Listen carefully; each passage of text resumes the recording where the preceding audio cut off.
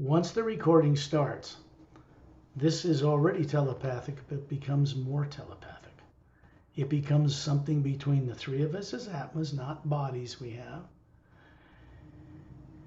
And it starts to work with people like Ambassador Torellian and Shantiel and Tonaltiel and Dantium and Lamtium, two extraterrestrial couples that be working with both of you when we get off that planet and off the turmoil, out of its negative atmosphere, out in space. And behind the Angela, all that blue stars and all that black space out there, which is vastly bigger than all the billions of galaxies, is the hue itself. It's right there. It goes through the atmosphere. It goes through the glow around the atmosphere. It goes through the aurora borealis. It comes into dimensional contact points around the world where different energies from different planes flow freely into the planet Earth. In Sedona, Arizona, people are drawn to the Sedona because it has a certain energy. They think it's in Bell Rock. They think it's under the ground. There are power spots there, but that's not where it is. They'll never get it. If you want to hear the sound current roaring through your head and rattle your teeth, you go drive up on the little Mesa Airport, park your car, turn off the keys, close the windows, and just listen. It's 500 feet. It's a horizontal vortex right above the airport. It connects the causal plane directly to the physical without going through the astral. Pretty special. It does what it does despite who's there. But people are drawn to it because of that. In Mount Shasta, people are drawn to the mountain, but because it goes to a city called Telos in the center of the planet with a star in it. That's not it. That's in another parallel dimension. Admiral Byrd never went in the planet. He just misinterpreted it. Could he do? Shocking experience. So people have thought it's inside there. Telos is not in the planet, in the mountain, or in the center of the planet. So I want to burst that bubble. There's no star in the center of the planet. People are walking upside down, looking at each other across the inside of the mantle like this. Not very practical for living. So I want to make that clear. Telos isn't where people think it is. What is inside of the mountain of Mount Shasta? A base built by the Galactic Alliance that was placed inside the hollowed-out interior in 1908. 1908. And these are all beings of light. All beings from outside the Earth, from benevolent, yeah. Okay, just double checking. The co-commanders of Mount Shasta. This is side stuff for you. It won't be, well, on the long journeys, when we go on those, I'll take you inside the mountain. And we'll go through the opening at the top, which opens as a cylindrical, circular doorway into the mountain. And then ships go up and down, but their molecular time rate around the electromagnetic field on the craft is shifted up a little bit in power. So they're not visible to humans. They can go in and out of that mountain. Nobody even knows they're doing it.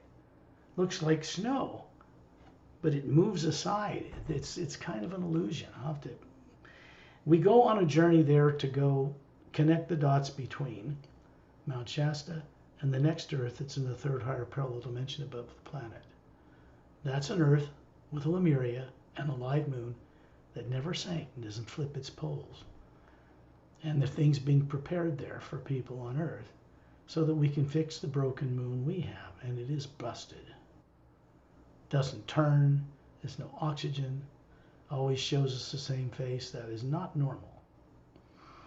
That goes back in galactic history what happened. So this is about secondary implant removals. We do that out in that space,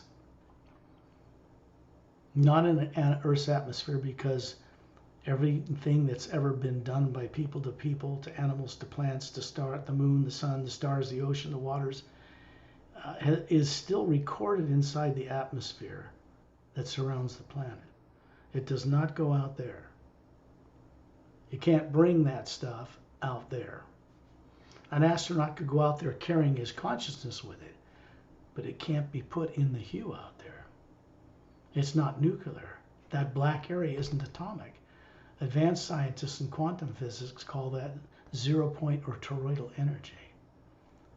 It's the energy of the universe. They used to call it dark matter. They don't call it that anymore. They know it's powerful energy, it's everywhere, and it's not nuclear or atomic. and it supports everything else that spins in it. Things spin to create an electromagnetic field, also made of the hue, first sound, so they can float in that. Atoms that are round like that also float in that. And we can move in that without the limits of ships or even bodies. You need ships to go across the stars. And artificial gravity, you need oxygen, you need food, but not what people eat on Earth in order to get around the universe. You have to work with that energy, that omnipresent power out there, for anti-gravitic fields to even function. You have to work with a non-nuclear energy for it to work. Isn't that funny? So,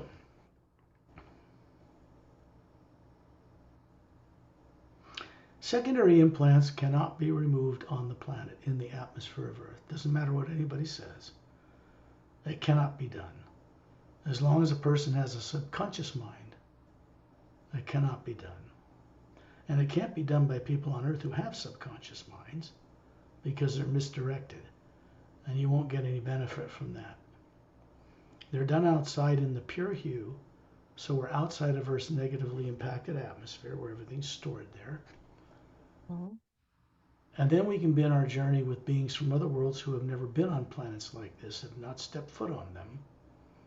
At least I don't think they have. Never born on them.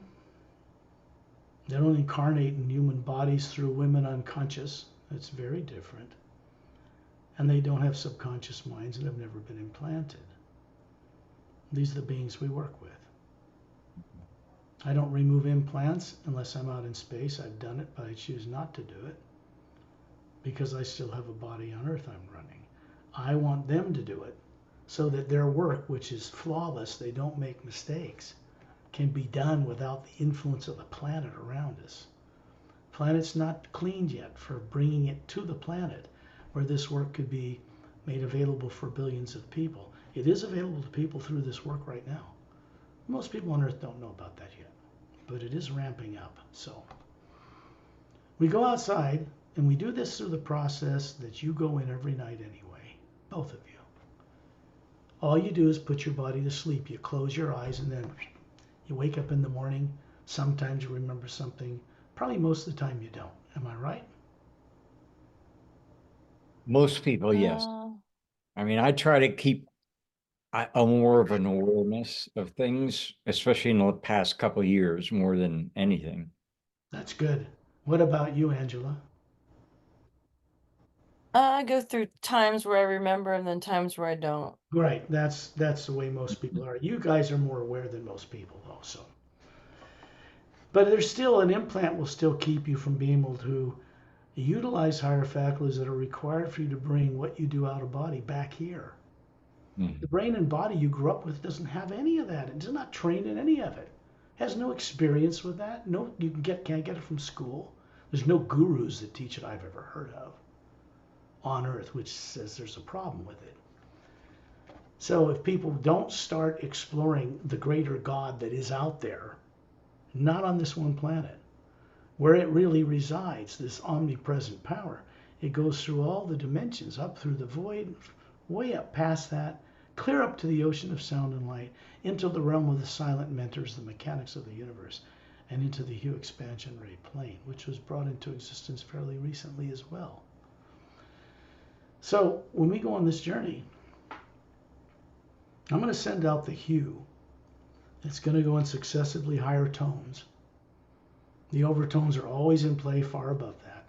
And what we're doing, when I'm doing it, Torellian and other beings you'll meet out there that you met during our journey are doing it with me. It's always fresh and new to them because when they do it, this one power flows through them. And they always like it flowing through them, especially since they have no subconscious fear. They are not afraid of the present or the future. None of that exists in them. So by being in their presence, it kind of rubs off on us. Catch my drift? Mm-hmm.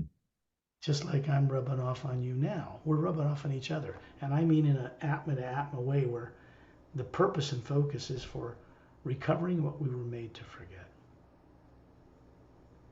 And we were all made to forget it. If you're on Earth, you've been buggered. You've been buggered good. So, yeah, we want to reverse that.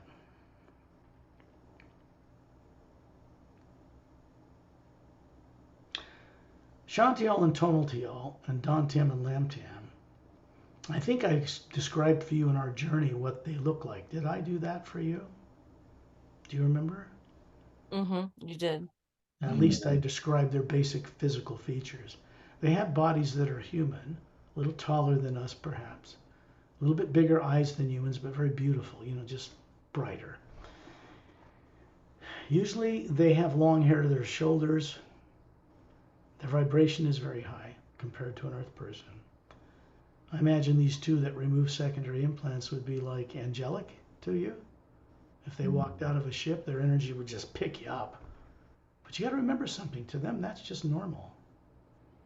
So to be an association with such beings, we need to go up out of body as the Atma, like they do, so that the mutual respect can be there without the fear. That sets up all future conditions. Shantiel and Tonaltiel are standing to each side of John of Light, right behind his chair. Dantium and Lamtiam, of equal caliber of being, are standing right behind you, Angela, behind your chair. And what they're doing, they're showing you, and this is through your ability to daydream. So when you daydream to go to the store, you don't have a problem doing it. You want to go to the beach, you want to travel out in the country and photograph some animals or do some piano work. Whenever we're doing that, we're always imagining, before we go and sit at a keyboard, you imagine going to sit at the keyboard and your body follows. The body doesn't make up these things. There's nothing in the brain and memory that's stored to do that.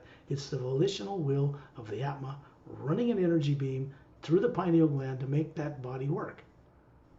If you don't do that, it would drop dead. If you broke that beam or you stopped running it, which you all know how to do, like masters. It's a complex process to run a human body. It's like getting in your car. The car sits there like my Jaguar. It sits there. It doesn't do anything till you get in, turn the key, and drive it. That's what bodies do. They do not drive themselves. They do not run themselves. What is running it is you. You are made of the stuff of the stars. You're made of the stuff that comes from the higher realities. It is non-nuclear, non-atomic. It cannot be destroyed. It is of an eternal nature because the energy that's above the void is unfixed and unfinished. The lower worlds of time and space are fixed and finished. What happened recently is the unlocking of that fixed and finished state by the silent mentors so that they can change. There's a lot of beings that used to know what they were doing out in the universe that got stuck on Earth, who knew how to circumnavigate the stars and the dimensions. Many beings are stuck on Earth with no memory. Correct? No memory. Very little, almost none. And it's only fear that blocks people from recovering that. Subconsciously implanted, artificially implemented fear. So Shantiel and Tonaltiel are simply hovering in front of the Atma they are. And then John and Angela, you are a spherical being hovering near the ceiling looking at your body. You always do this. You do it all the time. Except in this case, because of my voice and the way this works with friends from out of town, your body begins to go into the trance state called sleep that you put it in every night. Except you remain conscious through the process. So we're going to go out of our body like you do every night, but we're making this an incredibly productive, unexpectedly enlightening journey. We're doing it out in space where the hue is not limited, where you're not limited. What these two do is keep your secondary and primary implants turned off for the journey. That way, when John imagines his body being 36 years old, perfectly handsome, flawlessly healthy, standing there like a human form, well dressed, and the same for you, Angela, about 36, beautiful, flawless. These beings are showing you the same kind of thing. The bodies they have behind you look exactly like their actual physical bodies, but they don't age like people on Earth. So this form they're showing you, that's a perfect prototype, projected from the white core of the Atma they are, the soul, the Atma, the being, looks like the bodies they actually have. And then you realize you're able to project the same type of body. You've always known how to do this. And when those implants are off, you just naturally can do it because they're not on. So what we're going to do in this journey is go up beyond the planet's atmosphere. We're going to go out into the omnipresent power, the one living force. And we're going to be plugged into an energy of the hue that comes from the worlds above the void through Sat Nam. So we have a higher type of view around us in space than what is normally there.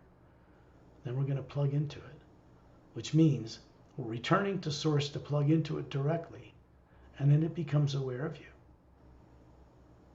And you become aware of it. Now I'll send out the hue now, and then we'll go on a journey. Great. Everybody okay so far? Yes. Okay. Now, I'm shutting down your mics from my end, but you can unmute them from your end. This is to get a better recording quality during the journey. Depending on your internet capability, it helps a great deal because these are pretty big, powerful recordings of visual and sound. And with your permission, the two of you, I will put this on my YouTube channel, right below the premier video, so others may gain the benefit of your experience. Do I have your permission to do this? About you, Angela, do I have it? Yes? Just put up a thumb. Okay, good. This isn't about embarrassing you because we're not looking into lives that are embarrassing. These lives are phenomenally incredible. You begin to realize what you used to be, and you look at Earth and go, what the fuck happened? How the hell did I get down here losing all of that? You all know it. It's not something I can teach you. You already know it. So putting the dots together to recover it is what this work is about.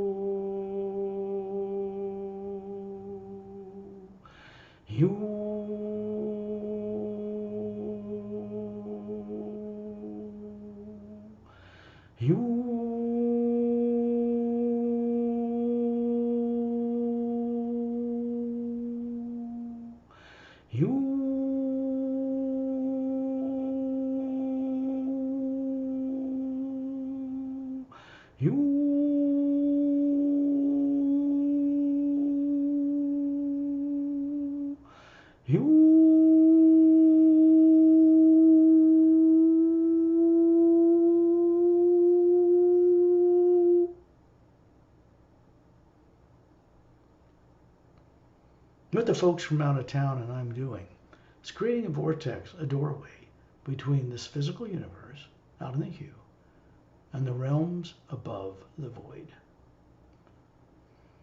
And this makes a conduit that bypasses the problematic areas of the astral, causal, mental, and etheric planes. Gets around emotion because all matter is moved through emotion in the astral plane. You have bodies, different lives. You are running in those planes as a single Atma right now.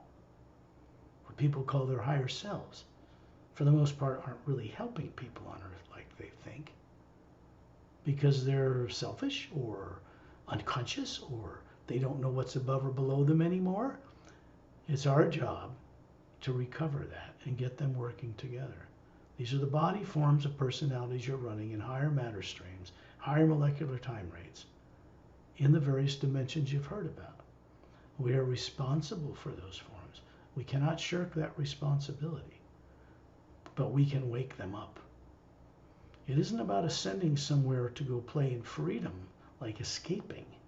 It's about waking up the entire thing on all levels so we can achieve what we once had, which is mastery over all the lower worlds of time and space.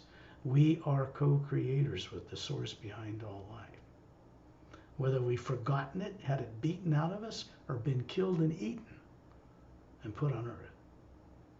The Atma cannot be destroyed. It still has all its faculties. Nothing's been lost.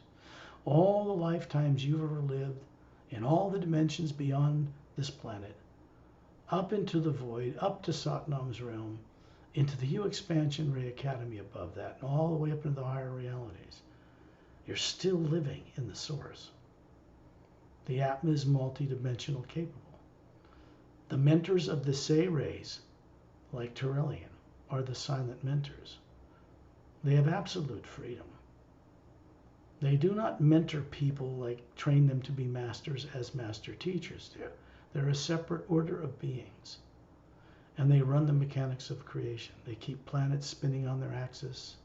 They keep suns revolving around bigger suns and revolving around the central nucleus of a galaxy, all creating electromagnetic fields, gravitational fields made of the hue that they float in. They're able to float in the omnipresent energy. So the majority of the energy in the multidimensional creation isn't even time and space or nuclear. It supports all that. We are comprised of that stuff. We always have been. We have not now, nor have we ever been, a physical body. That is not who and what we are. People talk about this body being made in the image of God. This is absolutely backwards, not correct at all. We are that behind my head, the Atma, that is made in the image of the Source, which looks like that but is much larger. It is not a single being on a throne. It is a collection, a nexus, a central network of all Atmas and all of creation, all the planes, and all the master teachers and all the silent mentors that's linked together at a thing that floats on a white island in the center of a vacuum of surrounding beings. If you looked at it, it would look like a galaxy. What surrounds it is the most fantastically brilliant cobalt blue light with this gold white light behind it, and there's nothing else there. These are not planets and moons and suns and stars. They're beings. We're still there. Whether we've forgotten it 200 billion years ago, we're still there. Which means we're responsible for the condition of this planet and the way things don't work properly, because in the beginning, where we originate, we help to create the lower worlds of time and space. And if we don't like the way it is, bitching about it won't fix it. We have to help change it. We have to help be boots on the ground in all planes to be able to co-create the universe in a new way. What exists is just fine. Planets and galaxies and moons and stars and bodies. But they're not being run effectively. They're not being run so beings don't have subconscious minds. It was the biggest mistake was ever made. And it has to be undone. Imagine yourself now, you're floating near the ceiling. Shantil and Tonal Tail and Dantium and Lamtium are still beside you. They're floating near the ceiling too. You all have this perfect human-looking form that we show to each other when we're out of our bodies as the Atma. It exists on all the planes, even up in the ocean of sound and light. You could have a body wiggling your toes in the sand in front of Prime Creator or Source itself. Up there, though, we don't really even need that form. It's just Atma to Source. In the lower dimensions below there, above the void, we have body forms we show each other. We see the Atma, but we're always presenting a perfect form. Flawless, beautiful, handsome. All different, all unique, but always beautiful, handsome. 36, young adult, always. This prototype could be superimposed over the one you have on Earth, but there can't be any negative blocks in the way. No subconscious mind, not just not implants, no subconscious mind at all, in order for that to be done. Anything's possible. You find yourself at 10,000 feet in the atmosphere on Earth. They're still floating beside you. I'm out in front of all of you just looking at you, the atmosphere hovering above my head. So my body, although I'm talking to you, is in fact in the trance state we call sleep right now. I have learned how to do this for the benefit of others. And I don't do it alone, nor would I attempt to, without friends from out of town, who are much more ancient than I am because of this body form, not more ancient than me as a being. No, they are not. But they have much more advanced body forms on their worlds. They don't have subconscious minds. They don't have the problems we have on Earth. They were never trapped and put here. This is why it's essential we go up in space in order to get this done. You can look from there, 10,000 feet, right down through the roof where you live. You know what your city looks like, your country, your forest that are near you. And you can see right through the roof and look right down on your body form. And we're still hovering together. They're still beside you. Both places simultaneously. This is a quality or characteristic of the silent mentor. They have unlimited power. They can be anywhere, anytime, at any level, on any place or any location in the entire multi-dimensional creation to carry out a mission. They can appear as a bottle cap, the top of a Coke can, a bracelet on your arm, a breath of wind. But they never make contact, generally never, with Atmas like us. They're too busy. They don't fatigue. They don't get tired. They don't have bodies they have to take to the bathroom or feed. In the Hue Expansion Ray Academy above the void, there and only there for now is where we can meet with them, collaborate with them, and basically become a new order of beings, a prototype, a mix of silent mentor and master teacher. When we go up there in the journeys, I put us right between the flow of energy between Torellian and a beam coming from the higher worlds and silent mentors, because there's no negative nature there. You can't bring it to the void. We only take ourselves back there free from all that, and we begin to naturally co-create with Source and all these other beings. That rubs off and we bring it back to Earth. The energy field from those higher realities is down through us. When you find yourself in space, as you're doing now, standing in a circle of beings around Ambassador Torellian. Torellian is showing you a form that's 18 feet tall. Looks perfectly human, like a Greek god.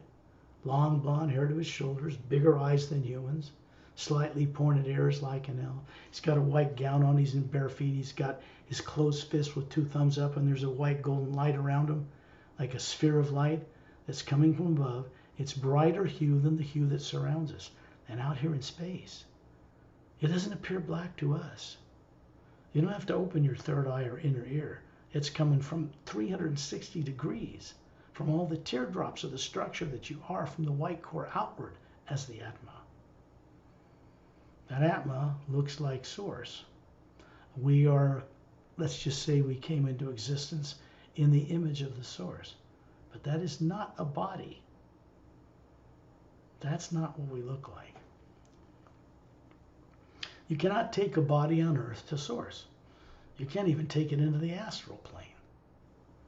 The Atma can go between them. Ships cannot. You can go visit your astral form and have an experience, say a dream at night, where you're flying through the air, and you seem to be both part of the experience and observing it. That's the Atma doing that, checking in on itself, how it's running that body. But people on Earth aren't taught this. They don't know this, so they don't progress with it. But you are, because you're ready to do this. You've manifested the courage to do it, despite being implanted. It's remarkable, and I applaud you for it. I had to do it. Others are doing it around the world. It's beginning to change. When Turelian first appeared, he's showing you an 18-foot tall body. The big Atma is hovering above it. Etta and Din are Drens. They're floating above him with their tails glowing, standing upright, their tails behind them, and a beautiful Atma hovering above each one. They are master teachers. 3 feet long, from the cute little snout to the end of their tip of their tail. Pale green skin. It's not slimy or wet. When their mouths are closed, they look like they're amused about something. Cute as the dickens. Flawless. I have known those two for over 100,000 years. They are Drens, silica-based DNA, not carbon. They evolved on planet Oceania, which is where Opellum comes from. It's one of the master teachers out here. So you see Angela, to my left, about towards the earth, has a man and a woman standing beside her. Dantium and Lamtium. John is to my right, and he has a man and a woman standing beside him. That's Shantiel and Tonal Tiel. And then there's Turelian, 18 feet tall, much taller than the forms we're showing each other, which are also perfect, by the way. That's never changed. This is you. This cannot be screwed with. It can't be implanted. What we're seeing is energy that is not physics, not nuclear. It can't be messed with by reptilians or greys or negative energy or misuse of science. Because we're going to find out where implants are, and then we're going to get rid of those buggers. Turelian's showing you a body form that he immortalized with the Sayres over 1 billion, not million, Earth years ago. They did not evolve in this galaxy. In fact, they evolved far away from here. And they began to develop higher genetic forms that the Atmos could run higher faculties through that weren't implanted, of course. And they brought these races, Greys, Reptilians, Nordics, Mantis, Tiger-type people, bird-like people, all the various forms of human and humanoid. They brought them all up to spacefaring capability in both the entire astral dimensions and the physical, which their ships had the capability of crossing. So far, they're the only ones I know of that can do that, or did that. And then they vanished. Their work was done for now. And then they left us for a long time to see what we do with it. We all know what we did with it. It's not a pretty picture. And recently, they went through a change in consciousness in the upper realities that compelled them to get back in the scene and meet, and Turelian first met with the Galactic Alliance Council. That is on a planet called Zetronomy 1 near the galactic core of our Milky Way galaxy. It is 4 times bigger than Earth. It has 3 moons the size of Earth circling, and then they circle a trinary sun system, 3 suns. Even scientists on Earth today know that most of the suns out there, the several billion that make up our galaxy, are either binary, 2, or trinary, not like our single sun, the majority. So races are more evolved, human forms have a higher energy frequency. Those 3 suns produce worlds without polar ice caps, with an even temperature worldwide. Is quite different. Earth needs to catch up with all of that, which means Earth people are not going to go out there and bite up the spoils competing with Russia, China, and the United States. They're like a bunch of lunatics driving forward at high speed in a train, playing cards and sipping beer, and at the end of the track is a solid mountain wall with no tunnel. That's what they think their future in space is going to go out there, but they're not going to get there. Because space out there is, in fact, already occupied by far more advanced races. We're never going to have a Star Trek type future with radioactive warp cores. That was done by Gene Roddenberry based on the science of the time, projected 2,000 years in the future, and there we have it. Those types of materials are illegal outside of Earth's solar system. They're not even legal in our solar system, for that matter. So out in space, when we're in this beautiful white golden light that's around us, and you can hear a sound everywhere around us. It sounds like rumbling thunder, but it's not frightening. There's no lightning. It has a space physical sound of the hue as it runs through and supports all those planets and moons and stars. Out here, we are the hue. When you look up above, before we do more with secondary implants, you can see Satnam standing there. This is something he just started doing. He never did it before in hundreds of billions of years because he doesn't reside in the lower worlds. But he's taken a personal interest in this. So he's standing there with his bronze body, bald head, gold eyes, not yellow, gold, golden, luminous, 2 gold bracelets on his upper arms, a little white tunic dress from his waist down to his bare ankles, and he's just hovering way up above it and Din. And up above him is a vortex, an opening, that was created when we went into the hues. It goes to Satnam's realm on the far upper end of the void, and then into the Hue Expansion Ray Academy, which is a special parallel dimension created between the 5th realm, the Atma plane, whereas the true name, first personification of any form you might see as human-like, which is Satnam, and the 6th plane. It's a special created parallel dimension between the two. One of its kind, the only one that's ever existed like this. It was built over a number of years in Earth time, maybe 10. These are realms of no time and no space. So in a sense, once they're built, they're eternal. Once they're built, they've always been there. But they actually didn't exist there before 10 years ago Earth time. So don't try to figure that out with your mind, you'll fail. The Atma can know this stuff, you. The brain and body you grew up with? No. It is not set up to do that.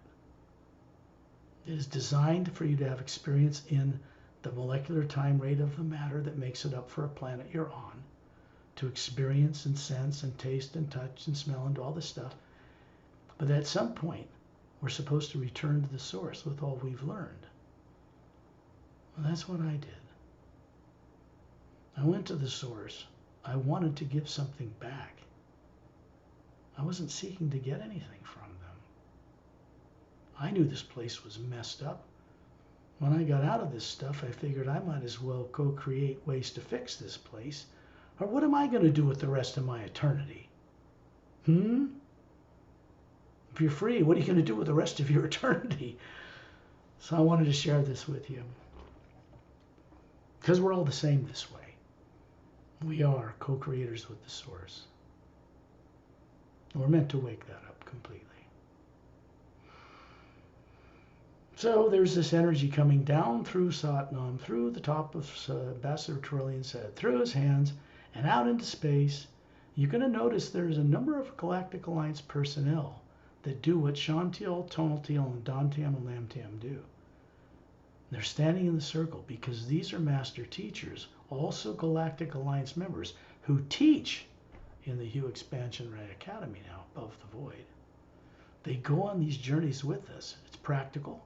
It's convenient. We get help, you get help, and they go on the journey with us. In this case, they're here in space outside of Earth, because this is about secondary implant removals. And I know you're both keen on that. When you look at an image of Earth on Google, on Earth, and you see an electromagnetic field around it, it looks identical to one that surrounds the Atma, outside of this outer circle of the Atma, not in it. And it looks the same as the one that surrounds the entire galaxy. They're always moving and they never stop. The center of the galactic core of the Milky Way is a doorway between what's lower and what's higher. The energy moving up and down the axis of that galaxy goes up through the planes and connects right to Source itself. A direct connection to Source energy is what supports the universe you see in a Hubble Space Telescope image, only it's not black.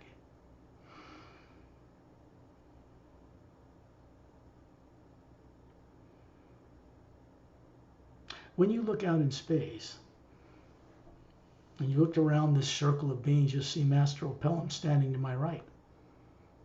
He's about 6 feet tall, pale blue skin. It's just like radiant, like a blue moonstone. Jet black hair to his shoulders, little slits under his neck, high up under his neck. That this is a human form made of energy that is not molecular. He's showing you a perfect form of himself. It happens to look identical to the body he actually has on planet Oceania. Oceania's on the other side of the Milky Way galaxy. It is in the third higher parallel dimension of the planet, of this universe, which is where the Earth is, that's in the third higher parallel dimension above the one you see in your daily life. That has Lemriel on it, and Atla or Atlantis, 2/3 its size, centered over the equator, no polar ice caps, and a live moon, turning on its axis. Oxygen, atmospheres, pyramids, domes, not overpopulated. The Galactic Alliance, the Say-Rays, a few silent mentors come through there now. And it's basically there for them to experiment and work out ways to fix the broken Earth and its moon, because it's already existing in this place. When the time comes, that moon will be duplicated and superimposed over the dead one we have here. Silent mentors have to be involved in that process. They were not involved in changing anything, just supporting it, until fairly recently. So you're in the middle of these changes going on these journeys, which is pretty astounding. It puts you on the tip of a tidal wave flowing through the universe. Like we're all standing on a surfboard with our toes hanging 10, moving one way through everything. It cannot be reversed. It does not come from the lower planes where tyrants live.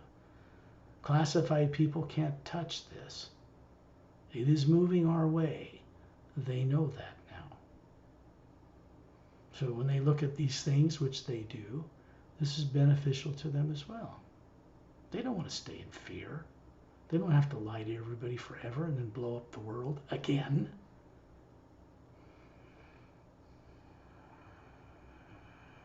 In space, you don't feel heat or cold. You don't have to breathe out here. You are the breath of creation here. It moves through the forms you have, both the physical appearing one and the Atma you are. So you look in space, you see there are two ships hovering out in space between the Earth and the Moon, maybe 1,000 yards away, outside the circle of us. Ramu is near the Earth in the circle with his crystal staff, his maroon robe, his short cropped black curly hair and beard, coal black eyes. He's got a body he's showing you that's in a place called Agamdes. That is like Shambhala or Shangri-La, but it's not in the Himalayas where people think it is. It's in a higher parallel dimension in that area. And some beings have the ability to move between these places like this being. He's showing you a body that looks to be about 36, rugged, but it's over 500 years old. It's immortalized. This just means that the science to turn on the telomere so it doesn't shrink when cells divide was done for this being 500 years ago. Pelham over here, that helps start the Galactic Alliance 500,000 years ago at the end of a war, inspired by Turelian, has a body that looks just like that back in Oceania. It's over 500,000 years old, unaged. That is a different type of immortalization than what Turelian and the Say-Rays went through. They dematerialized the genetic structure, stored it in one of the golden areas of teardrop outside the white area of their being. And when they need to manifest it like he's doing now, he draws on the omnipresent power of the you around him, fills in the DNA, manifests it. You could go up and touch it if he walked on Earth. They won't do that until Earth is changed. Too powerful. Frighten too many people. Turn on too many primary implants. It wouldn't be a pretty picture. So they're biding their time.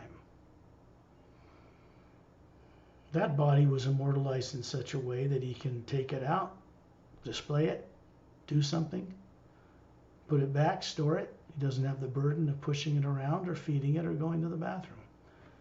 They do not have physical bodies. The Say-Rays don't have astral, causal, mental, and etheric bodies either. They moved them into one form as a single Atma. Now we're meant to do that. But in our case, we're meant to be able to run those bodies on those planes. They should know who we are. They should be acquiescent or humble, to us, and they should be working with each other. The etheric should know the mental the etheric, the mental should know the causal, vice versa, astral down to here. Implants on Earth and what we went through before we were implanted out in billions of years of lives neutralized or put into a kind of amnesia what we once knew. Nobody saw it coming, but it happened. So now we are in the process of fixing this.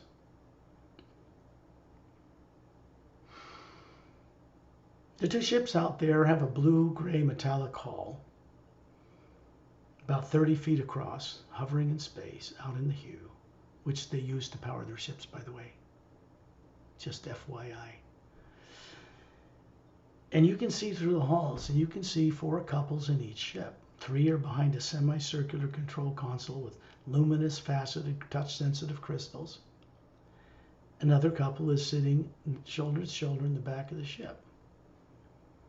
And then you realize the 2 people standing beside you, showing you a perfect human form, just like you're showing them. And the atmas you are hovering above these forms. The 2 people beside each of you are the 2 couples that are in the ships that have put their bodies to sleep. They've come out here because we're going to a secondary implant removal. So they're turning you around away from Turellian in space, and you see the atma you are hovering up there. There's 2 beside Angela, and further over to the right are 2 hovering beside John of Light. What you're seeing is your atma, you, and you see a huge electromagnetic field surrounding it. I think it comes in from the south and goes in the north, if I'm not mistaken. It is the form of the hue that flows and allows this hue, this atma, to float in this other energy it's made of, and circumnavigate in it. There are no limits of the speed of light, gravity, or black holes, or vortexes, or time and space for the atma, or where it can go. The only limits are the ones that it doubts and fears and keeps it limited in this way. We are meant to be able to see what exists in the atma plane where Satnam is, because we once could do it. So first, we guide you. We take you on journeys to be able to see again what you either are too afraid to see or can't remember how to see. And that rubs off on you. It's a flow of the hue through us. And then you begin to recover. You begin to remember that daydreaming is a form of the way that an atma sees into the multidimensional creation. It's not made up in the brain. It is not fantasy. People on Earth have written things like Star Wars and many other things that come from realities that they've gone into a trance and they've written without realizing where it's coming from, because none of them ever learned that information on Earth growing up in the brain. It isn't in the brain.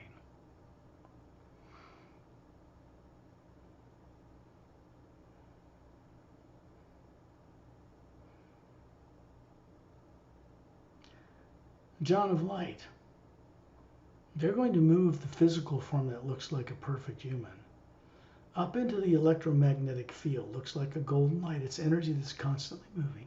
And you can see, both of you can see that there is a foot oval wide, looks like a beautiful oval white light, out in the electromagnetic field, 2/3 of the way out in this field that surrounds the atma. Not in the atma. That's not where implants are. And it has a triangular formation around the atma with a white beam of light connecting them. What's in them is gorgeous, wonderful, fantastic. But there's an artificially implanted construct of torture, death, and fear that says, we'll kill you again if you look at this. These lives we're going to explore were put there randomly. They chose those lives that didn't have negative natures or warfare or fights in a galactic alliance or a war 500,000 years ago. Because the IQ and body forms you were running then were so much fantastically higher than what you have on Earth now. So it basically blocks you from being able to have that here. We don't want those little buggers. They look pretty, and you wouldn't have seen them at all had your primary and secondary implants not been turned off with the sleeping body on Earth. Now it's easy for you to do this. You can see it.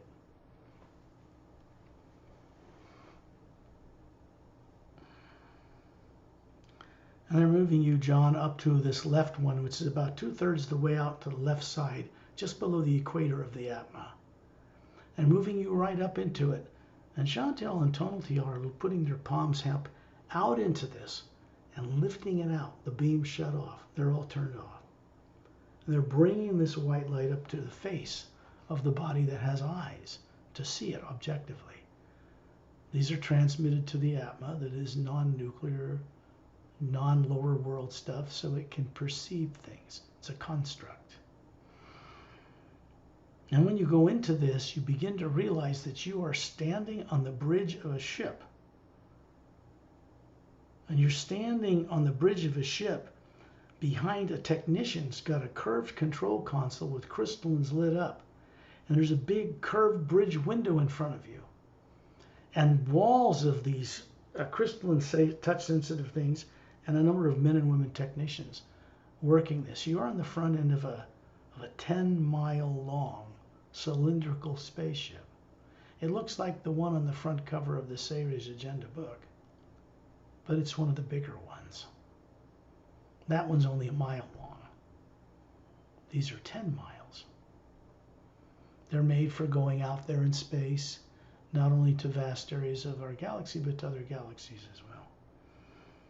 They have bridge control rooms on both ends. They have a blue anti-gravitic light surrounding them. And you're looking at the bridge and you're approaching a cluster of these blue stars, these big, young, hot, white blue stars. So you're heading in a direction towards the Pleiades, which is part of a bigger constellation. But you're not heading to planets around those stars. You're heading to planets thousands of stars deeper into that area in our galaxy.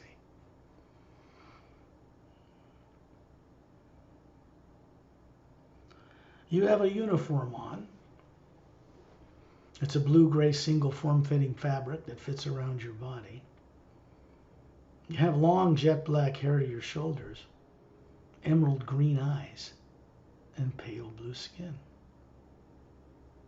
Because in this time, 360,000 years ago, you were from Oceania.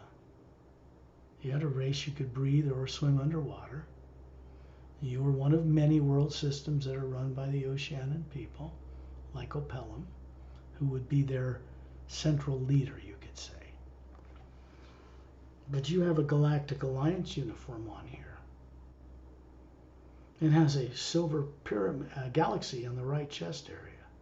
Four-sided golden pyramid above the nucleus with a quartz crown or top, and 3 blue stars in triangular formation.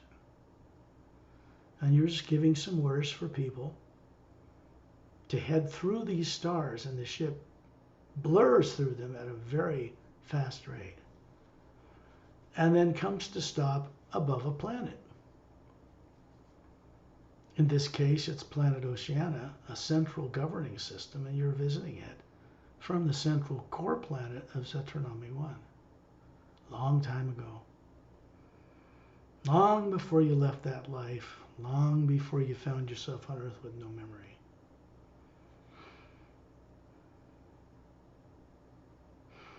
Then you find yourself in space. They're moving you now to the other. Before they move you, though, Chantiel and Tonaltiel, as you pull out of this white sphere, they've got their 2 hands, palms up under it. And then you just see this thing melt into their hands in little blue drops of water that vaporize and turn into white and gold light around us. This is the negative implant stuff. We don't look into it because they're not your experiences. They're artificial and implanted. The lifetime we visited, this particular episode, you can go explore more on your own because that doorway is open. That means the negative aspect of it is gone, but this wondrous lifetime where you lived 6,700 years in one body before you voluntarily left it is now one of the teardrops in your Atma, and it is conscious. And we're going into the second one to the right on the electromagnetic field out to the right. And as they move their palms under this one, And this physical form you have, it looks to be 36 connected back to the Atma hovering there, observing this. And they reach in and pull it out and bring your face up to it. And this time you're walking on a violet luminous beach. And it circles a oval island. And this blue water has a slight violet tinge to it, but it's glowing above the waves all around you. And the far in the distance to the left is a larger continent. There's a mountain range there with blue stone and snow-covered crowns. And to the right is another mountain range. And you're walking on this beach that goes in an oval around this island. In the island are these trees. They look like weeping willow trees, tall, with broad spoon-shaped leaves. They have a silver blue color to them, and they're glowing because the water that feeds them and in your own body is glowing. You're walking in a world that's charged with the hue. And you're coming up to some kind of what looks like a couple of animals. This is important because this planet, when you look up, has 3 suns out in daylight. Big blue one, great big yellow one, slightly smaller, and a smaller yellow one. It's a trinary sun system. It's located in one of the spiral arms of the galaxy, a little further over from where Earth is, which is 2/3 out towards the end of the spiral arm. And this one is closer, about 1/3 of the way from the galactic core. And it's a planet called Zytron. Not actually on, Zytronala. It's hard to pronounce, Zytronala. It just means radiance, basically. The body form you have here isn't like the one on the spaceship. This is a body form that's about 10 feet tall. It has long silver hair. It looks like silver metal, but it isn't. Violet eyes. Longer neck and torso and fingers and toes. In a blue silken type gown. You're walking along the beach. And there's a kind of a glow around you because the water in your body's here, the H2O, is charged with the hue. No subconscious mind, nothing like that. And you're walking up to these animals that look like they're, well, they look kind of like,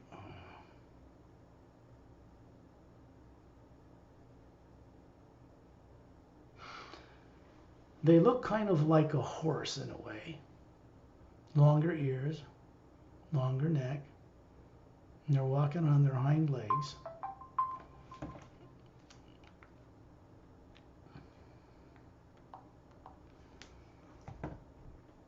They have long arms with dexterous toes and fingers, but they are not human.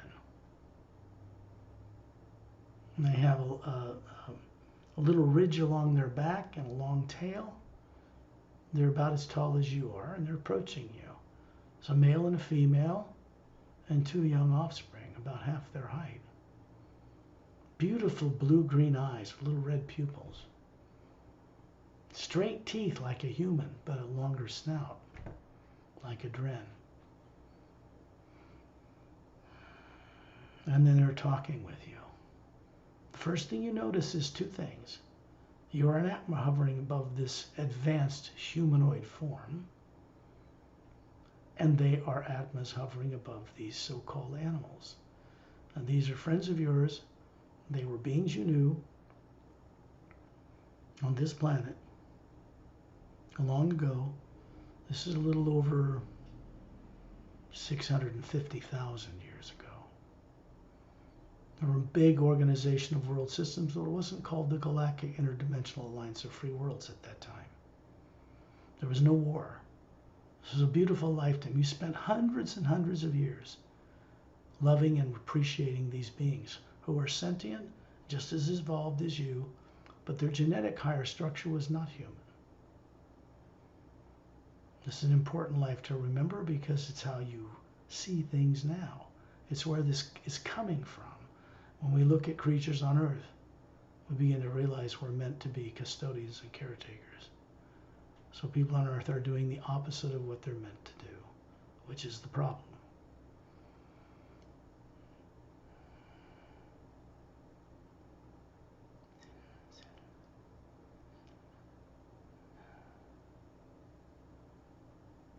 And you find yourself out in space. Coming out of this oval white sphere of light about a foot thick. And Shantiel and Tonaltiel he's starting to spin it on his finger like somebody would spin on the point, the end of a football. And then she just breathes on it and disintegrates it into particles of light that become the white golden light around us. So now the memory is there. Into this doorway is open for this life. But the negative implant is gone. It's got nothing to do with this lifetime. It just gets in the way. Now we're moving up to the third one, which is on the other side of the Atma out in space. They're moving your physical looking form, you the Atma hovering above it, and they're bringing you up to this third one. In this case, they place their hands under your hands, palms up, so your palms are up, and they help you reach in and you lift it out yourself. You're part of the co-creative process of recovering this. We're about to get to you, Angela. Hang in there. Maybe we should have done these one-on-one, but I think this is good.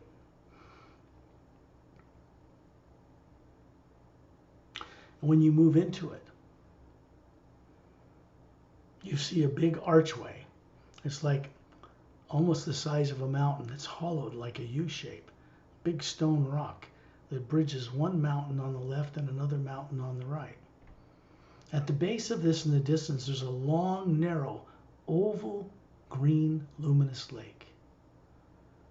And this archway, which goes to a domed city on the other side of it. There are pyramids in it. When you look to the growth of the plants and flowers around you, around this pathway that leads around this lake, when you look behind you, you see a long curve of another beach that's luminous. It has a reddish yellow tinge to it, but it's glowing. And you're walking around this oval lake heading towards that archway.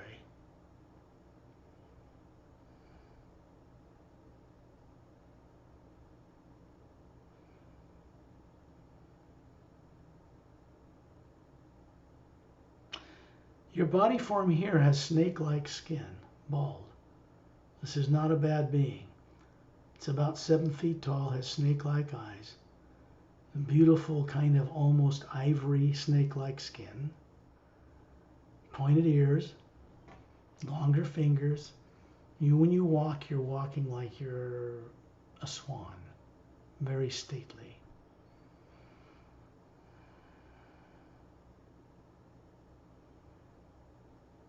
A woman is to your right, another man and woman to your left, of the same race.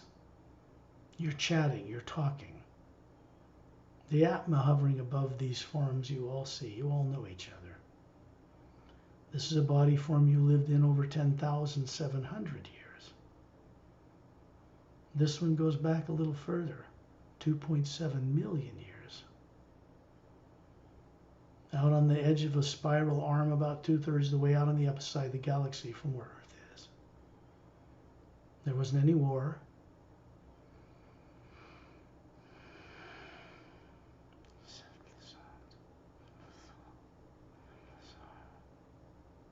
This race is called Cephalosar, or Cephalosar, with an S, Cephalosar.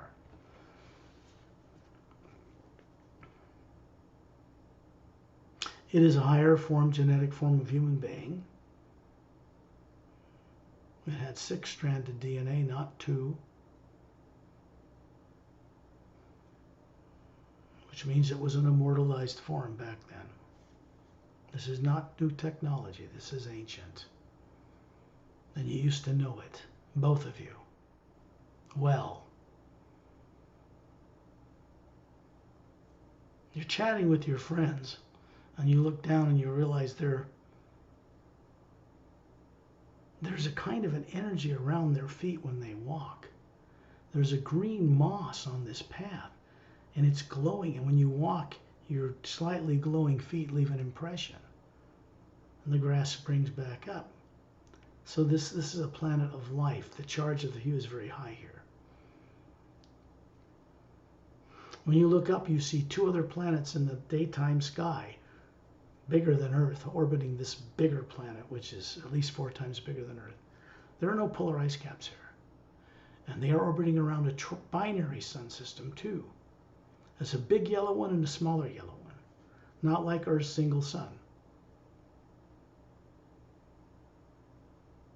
And you find yourself coming out of this. And this time, Shantil and Tontil ask you to breathe the hue into it. They do the same. It's coming from Turelian as well. Comes from Satnam, comes from the upper worlds. And then it disintegrates. It just spirals into a point and vanishes. So now the lifetime is available to you, the open door, but not the implant. When these are done, they're permanent. They cannot be reversed. You can never be implanted again. They're gone from your electromagnetic field. The primary implant is a pyramidal shape, golden-sided quartz top, sits above the north pole of the electromagnetic field that surrounds the atma. Another one pointing down sits below the south pole. They're turned off.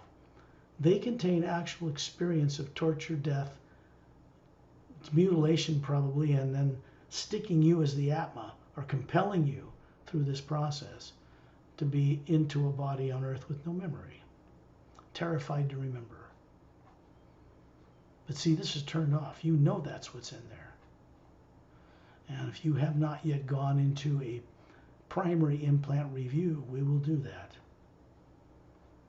But right now, with these 3 secondary ones gone, you're going to be able to master and control that primary implant when it kicks its ugly head up, because you can decide to look into it or look away from it or send the hue at it and turn it off, or go look at a waterfall or a butterfly or one of your nature videos.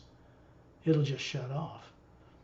Now the choice is yours to learn mastery over negative things. So this is the process we're learning before the primary implant is reviewed, which makes it just a memory and no longer a subconscious misdirecting threat. Then we come over to Angela. We are still here, Angela. We're coming to you now. We're going to spend as much time with you. This is important. Angela has Dantium and Lamtium standing beside her, 2 Galactic Alliance personnel. They've left their ship. They're in this energy body. The Atma's hovering above them. The Atma's hovering above Angela. It looks just like what's behind my head in this video. That's what you look like. It's 3-dimensional. It's spherical, round. And they're bringing you this physical form that looks beautiful, about 36, flawless, and moving you up. Both of them are moving you up. The Atma's right there, up into the electromagnetic field that surrounds the Atma you are. That is the hue coming out the south pole, going the top. It's always moving to keep you able to float in this other omnipresent living energy, this one power. So in a way, the one power is actually bringing you here through masterful beings who can co-create it coming here. And so they're moving you up, and they're placing their open palms under this first one, which happens to be about halfway out on the same level as the equator of your being, of the Atma, but 2/3 of the way out away from it. And they're bringing you up into this oval white sphere that's got a beam of light in a triangular pattern around the Atma.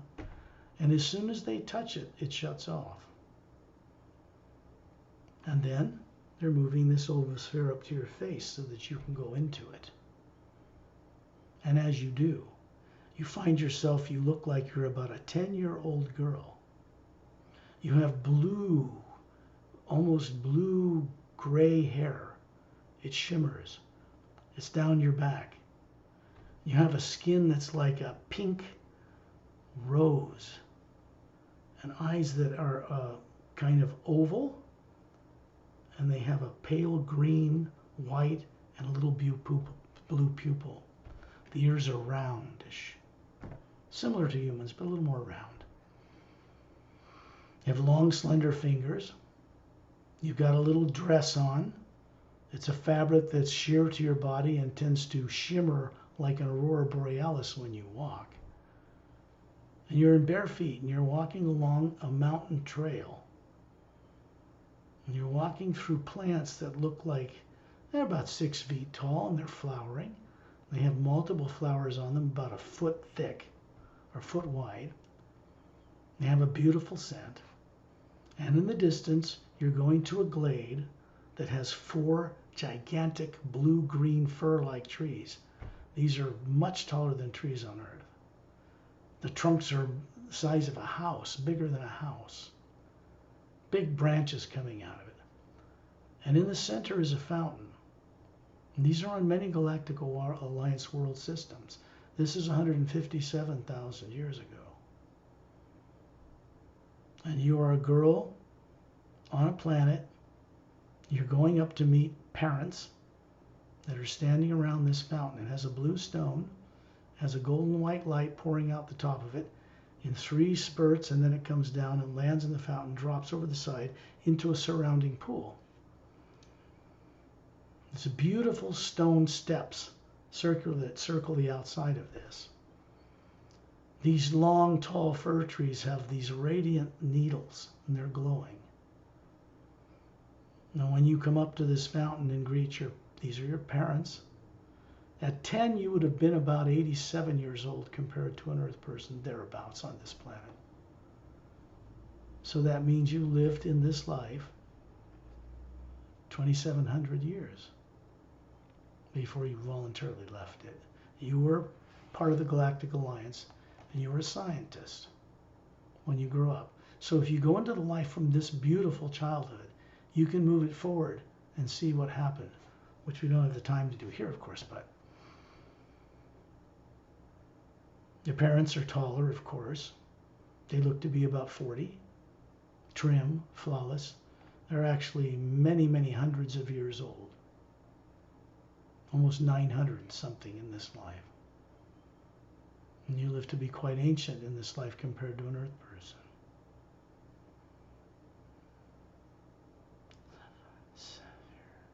The planet's called Sapphire. And it has to do with those tall trees and the radiance. I guess you could call it Radiant Tree of Life. The pool that you're around actually has a charge of the hue in it. In the distance, you can see that this is a big landmass. And from this perspective, up on this mountain, in this clearing, you can see an ocean that circles as far as you can see to the right, as far as you can see to the left. And there is a golden sandy beach that's glowing in front of an emerald green glowing ocean water. Normal world. Then you find yourself coming out of this white sphere that contains this hidden memory. And Dantium and Lamtium simply laugh at this thing. They find it very uplifting. In fact, Dantium, Shantiel, Tonatiel, and Dantium always giggle when they remove an implant. It releases energy. It's always uplifting to them. Effortless. They have a great joy with doing it. So they start giggling and laughing and dancing around like little leprechauns. It's funnier than hell. And just humorous. They're really having fun. And then they disintegrate it. Their laughter just disintegrates it. It turns into the white golden light around it. So the memory, the doorway of this life is now open to you. The negative stuff keeping you from it is gone. They know what they're doing.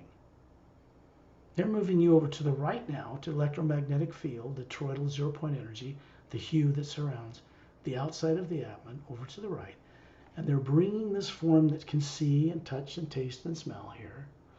And they're putting their palms up under it and bringing it out of it. The shaft connecting them is already off. And then you move your face into it. You are on a ship. It has a Galactic Alliance symbol on the side. We've already described it. It's about 60 feet wide. There are a number of couples in it, full of scientists. It's glowing with a pale blue antigravitative light. It's coming down into this blue-green atmosphere of a world that's 4 times bigger than Earth. It has 6 planetary bodies orbiting it at different distances, the size of Earth. No polar ice caps on any of them. There is a trinary sun system you can see out there because the device in the craft allows the metallic outer hull to turn on like a big circular LCD screen, and you can see right out through the ship in all directions. If you're not used to it, it's very disoriented because you're moving through space, through an atmosphere, and you can see everything around you right through the hull. It's charged so that we can see through it. So you're having fun with your companions, leaning near this window, looking down on this ship as it moves into this planetary system. And you have a Galactic Alliance uniform. This is 258,000 years ago. Now, long after it was founded, long after a great war came to an end. And this planet is located in one of the spiral arms, four spiral arms away from Earth, about 2/3 away towards the galactic center.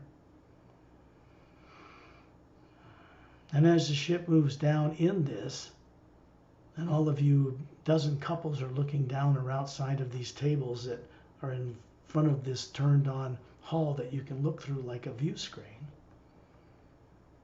And it comes down into a forest glade. The forest trees have a glow to them, a shimmer. And they have a pinkish bark to them and emerald green leaves. It's very strange. You can actually see the energy move up and down the semi-transparent trunks of these trees. And then the ship comes down and lands on a blue disc about 100 feet in diameter. 3 tripod legs. It opens, a seam appears in the side, comes down. It's like quartz crystal steps, and you walk down it. And a dozen of these fellow companions, men and women, all appear to be about 36 or so, wearing a Galactic Alliance symbol. These are more like scientist smocks. They look like pale blue. And you're all getting out to walk along a pathway that curves around an oval golden lake. And in the background is a transparent domed building with 2 rectangular buildings on either side, 5 levels with convex oval vertical windows in them. You can see people working in all those levels. The dome has 3 pyramids in the back. There's always 3. It's oceanic technology. And so they charge certain things. Golden-sided, quartz crowned. And you're heading to this because it is a Galactic Alliance research facility. The scientists that work here are working on making craft better, and you're working on technology that deals with interdimensional doorway travel. The universe is set up like a sieve. There are natural created doorways between dimensions through which the hue lowers its vibration to support a lower dimensional reality, a different time rate. So you guys are working on that way back then. You guys would have had equivalent of 10 PhDs by the time you're 10 years old. Here, you're adults.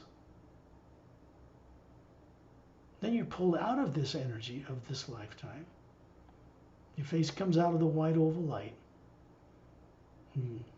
Dantium and Lamtium start wiggling their fingers upward. They're having fun with this. And then he flicks it, and it turns end over end. She blows on it, it turns end over end the other way, and then it just disintegrates. The memory's not lost. That's in one of the teardrops of the Atma you are. It's now conscious. But the implant is gone forever. The energy of the you we're plugged into here that comes from high above the void only works one way. That's why we do it like this. And they're moving you around this Atma to the backside, to the last secondary implant. This triangular pattern is gone. This time, they place the palms of their upward turned hands under yours and move it into this energy, and you move it out and put your head, this energy head of you have, into it to review what's in it. The lifetime that was being masked or controlled so you couldn't access it. And in that one, you find yourself sitting on a huge embroidered rug. And you're sitting cross-legged on this rug. And there is a woman to your right, a man to your left, some young children in front. And you're sitting on this rug on a white glowing beach. It's half moon shaped, curves to the left and curves to the right. The ocean itself has almost an ivory color water, a tinge of blue, and it's glowing. The bodies you have ivory colored skin. You're not Caucasian. This is much more beautiful. It's more radiant. And long golden yellow hair down your back. The men have long other colored hair down their back. Your facial features are narrow cheeks, a longer head, beautiful a woman. The men are also narrow like that. The ears are longer and then pointed in a little bit, kind of curved in.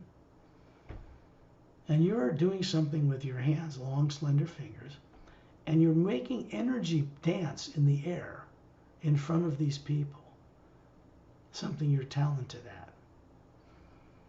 And when you look around you, this white glowing sand that this embroidered rug is on, in the other direction is a circular, kind of a horseshoe-shaped mountain range and a big, long, wide, oval, blue-green glowing lake.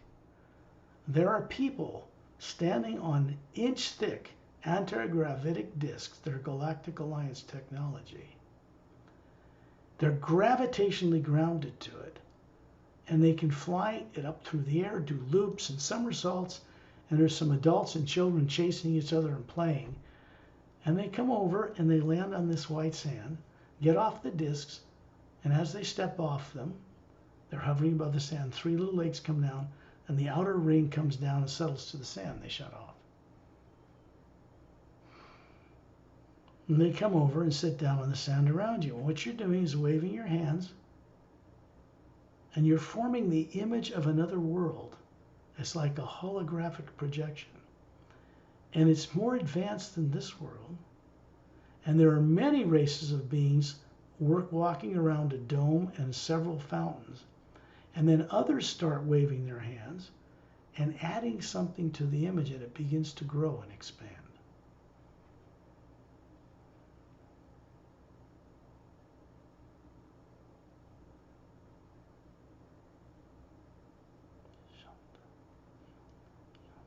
I'm trying to get the name.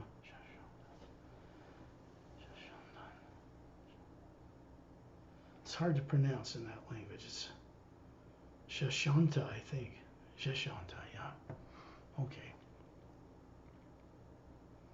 These are humanoids.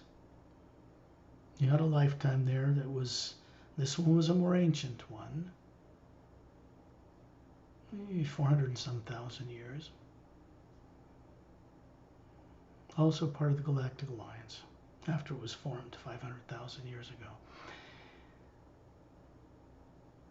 And this is a kind of a vacation retreat world, but your exploration into manifesting things never stops.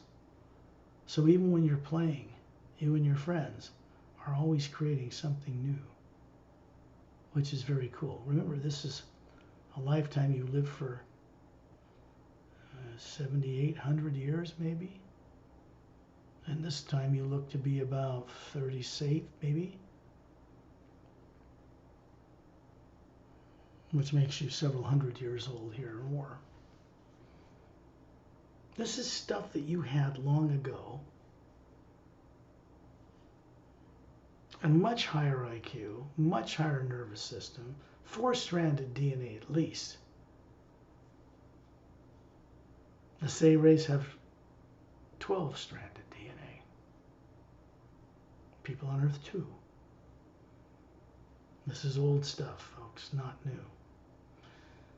So as you come out of that white oval light, this time they're asking you to put your finger under this oval light and send the hue through it, which is going to come from Satnam. It's going to go through Dantium and Lamtium.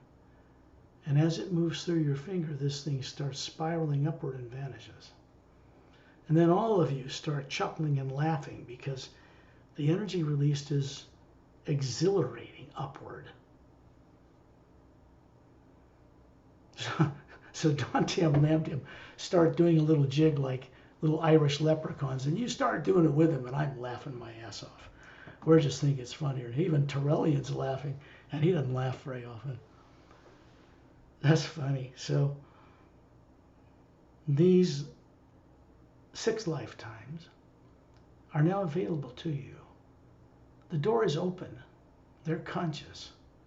You can review this recorded journey a couple of days from now or whenever you want. But do it when you won't be disturbed by a phone, no internet, cup of tea, piece of cheese, whatever you want to do. Relax, get a notepad, take notes, go to the bathroom, get up, turn it off, go outside, smell some flowers, come back, turn it on. And you're going to discover that you have a higher awareness and capability to comprehend everything going on in these 3 lives. That you comprehend the nature of such existences as if you always knew it. So when you're back on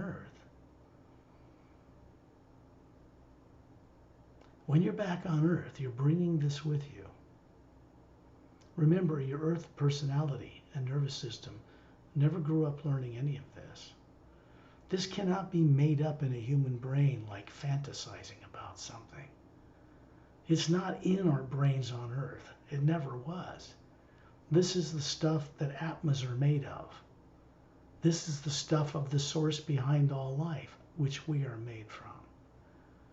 We didn't just get made by some super being and they were under its dominion. We were always there as part of the source itself. When we go on the longer journeys, after these secondary implants are gone, which they are, then we explore details. The Earth above, the parallel dimension above the Earth you know of. Traveled Oceania to Zetranami, to 1,000, a billion other worlds. In other galaxies, these journeys haven't started to go to Andromeda and elsewhere. But they could, because you once lived in them too. It's bigger than you think, deeper and wider than you now know. But all of it does one thing, heads you back home to be a conscious co-creator with the source behind all life, which is our destiny, our purpose for existing. When you look at Torellian and you look up above his head, there is Etin Din smiling. And those little guys are doing a little jig, hovering in the air like a little leprechauns and, dancing around like Irish people. It's very funny. So up above them is Satnam. He's not dancing. He is smiling.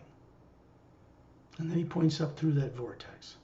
And you see a white golden light coming down through his finger. Goes down through Torellian. Comes down through me. Comes down through you. Through the Atmas. Goes out into the 2 spaceships with the 4 couples. Goes through the master teachers, Ramu and Opelum. There are other master teachers here too, male and female, that teach in the U Expansionary Academy. When we return to Earth, they're going onward, upward through that vortex. They don't waste time and energy. This is not only good for our benefit and the benefit of all life, but it's good for them. The more Galactic Alliance personnel that explore and teach in the U Expansionary Academy, the faster we change this place down here. After this journey, you can call on these beings. Dantium and Lamtiam for Angela. You can call on Shantil and Tonatil too. Both of you can. So when you go to sleep tonight, send out the hue for maybe 5 minutes. That's all. And then ask these people to help you every night when you're out of your body.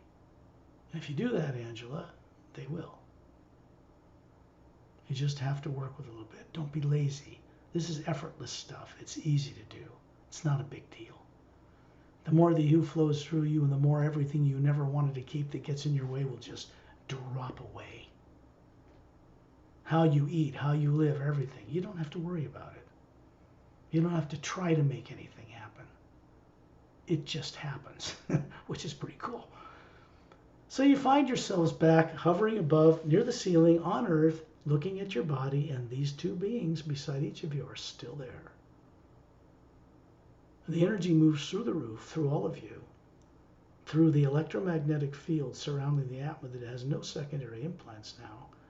The primary implants in the north and southern pole of that field of energy are turned off. And then it moves through your bodies, sitting in the chairs, goes out into the world. It goes into 3 pyramids, stations 2 on the bottom of Earth's deepest oceans, 1 in a hollowed out interior of a mountain in the Himalaya. They are connected and they are turned on. They have a fountain with a statue of Satnam standing in them. They were put there by silent mentors. People on Earth that are classified know they're there.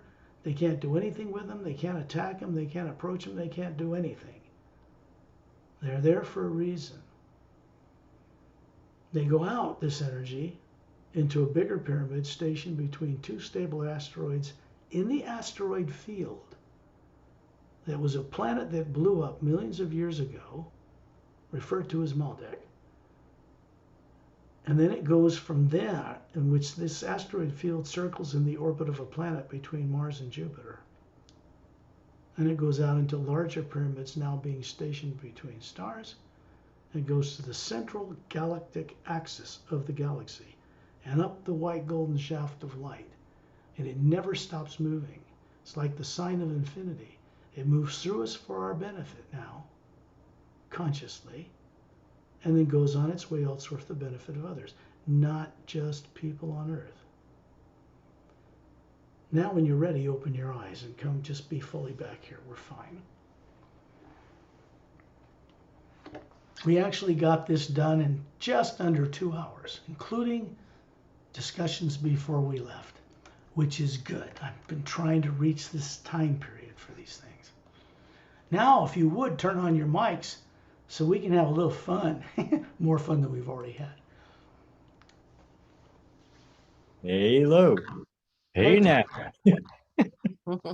Yeah, so when you guys go back over these lives, you're going to be going, what? I did what? Wait a minute. I know that. I know what that, how can I forget that? It's like that. Mm-hmm. So those lives obviously lead to much deeper and longer lives in both of those realities that you can explore.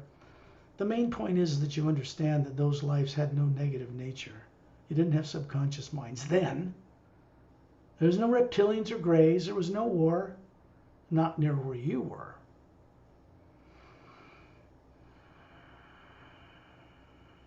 And you all had very high stations out in the galaxy. Far more old, thousands of years in bodies, immortalized. This was common. The genetics of that is just higher science.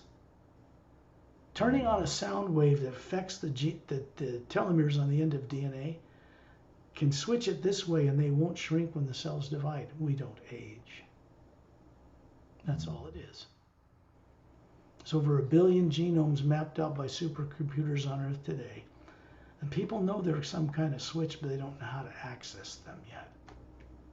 They don't know what the secret is. They know if they could mess with those genomes, cancer wouldn't get cancer, they wouldn't get old. Would not be a good thing to do on a planet that's overpopulated with 8 billion people. And we'd have 20 billion in no time because people are run by subconscious drives. So we want to get that stuff fixed first. And then all this stuff can be brought to this planet. Technology, cures for disease. On more advanced worlds, they just simply wiped out all the microbial life that was there at the beginning, that had been evolved into body forms like human, that's now competing. They don't leave that stuff around to bother them. The hue comes through and ends it through them, the science, okay? so that there isn't any viruses and colds and flus that can attack your bloodstream. They're not necessary anymore. Catch my drift? Mm-hmm. They're just not necessary. So we got a problem with this Earth. Not only is the atmosphere negative, not only is there radiation all over the planet, not only the ocean's depleted and not charged. People are running around with no memory, trying to get it right. They can't. It's impossible. Not this way. Not this way. Would you guys like to chat about anything in the adventure or ask any questions? This is very personal. This is one-on-one. This is just the three of us. If you have no questions, that's okay too. Angela, do you have something? What's that? She might. I was asking Angela if she. I'm not thinking of, nothing's coming to the forefront yet. Actually, that's very good. You want to know why I say that? Because you're in the middle of the experience and you already know. What questions do you need if you can get your own answers in the hue by being courageous enough to explore things like you've done by stepping forward to do this journey? It takes courage the rest of your fellow humans don't yet have awake. It's there in them. But they have to do enough work to at least get to the point where they can step forward despite being implanted, which you've done. The US people are now, the Western world are now, I think, more prepared for this. John knows it. Angela, I know you know it. We just know it. So this meeting was meant to be. It was set up before we met. And down Satnam. Yep, he has a direct hand in this now, which is amazing to me because when I first met him, I befriended him. I didn't put him on some pedestal and worship him. He knew I respected him. I knew what he was. I just walked with him. We talked. There was none of this worship of supreme being stuff that people do worship that being too in India, especially some very rare cultures. Most of them don't even know about him, even there.